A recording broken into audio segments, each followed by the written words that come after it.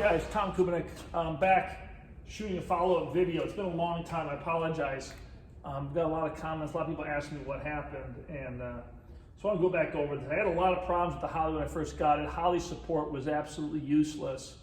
I don't think they've gotten much better. However, I ended up hooking up with Chris and the guys over at EFI Pros. I think they're out of Florida. I'll post a link at the bottom of the video. Those guys helped me out a lot and gave me a lot of advice, a lot of information, and looked at my log files. My biggest issues were RFI and EMI, electronic feedback. I had Excel wires on here. For whatever reason, they weren't working well. What I've done is I replaced all my wires. I went with a set of Taylors. I used dielectric grease throughout all those connections. I rerouted all of my Sniper wires, just getting them away from the plug wires as much as possible. And that really seemed to solve the problem. Now, I've had the car, that first video was shot probably a year and a half ago.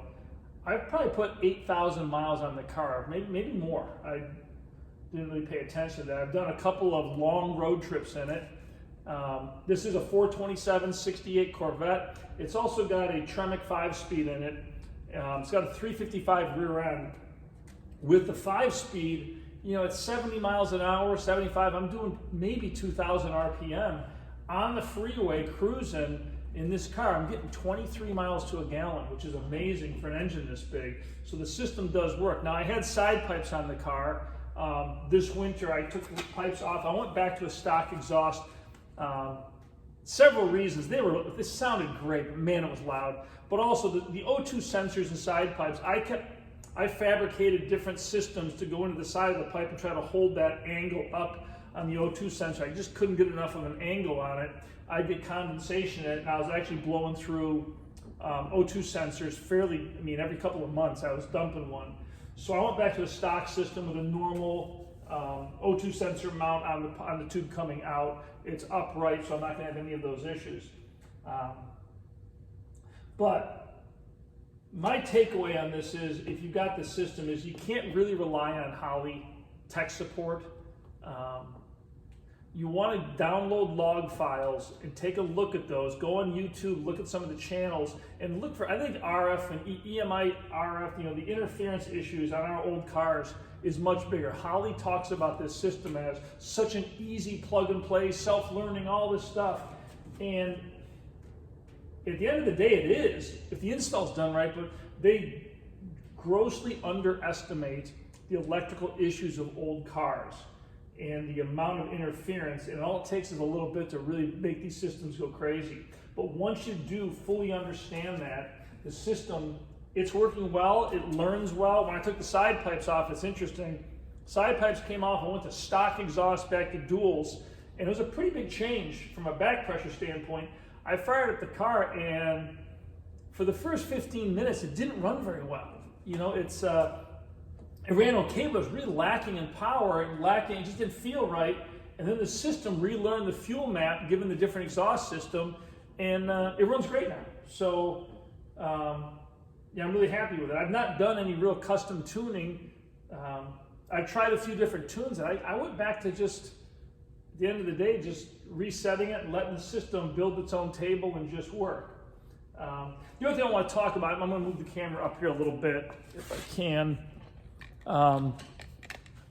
is the pressure regulator.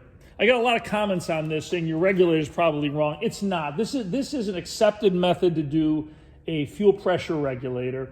And what I've got is fuel comes into the Sniper, goes out the exit point. It comes to the regulator, which maintains proper line pressure up to this point. So the Sniper's got the pressure it needs all the time. Then it dumps off the excess back to the fuel tank. You could also run this where the regulator is before the Sniper, is looping the fuel and just sending fuel to the Sniper at the correct PSI. I think it's 65 PSI. I did it this way, I thought having fuel always circulating through the Sniper unit would be better. I don't know if it is or not, it makes any difference. I am going to relocate this over here. I just think it looks a little goofy sticking out of the front of the engine. I just wanted to get it done. I had the parts to do it. So all in all, at this point, I'm happy with the unit, but I do recommend you got to take the time to learn about these things. It's not just plug and play, drive away and good. It's worth spending some time with people that know. The guys at EFI Pro were a huge help to me and really got me on a path of learning more about how these systems actually work and kind of digging into it more. I haven't spent a lot of time with it now. I'm just driving the car and it's driving well. I am going to do a little more research on tuning and just kind of smoothing out some of the tables a little bit. I'm also going to be shooting a video on electric fans. I see a lot of guys with these systems running dual electric fans, certainly in the Corvette world, and a lot of people are setting their fans up wrong. So that's going to be a video. I'm going to shoot that probably next week, and I'll get that posted in terms of how to get that dialed in properly to keep your engine running at the best temperature and not have your fans running 100% of the time. Anyhow, post any comments or questions, and I'll try to answer them. Thanks a lot.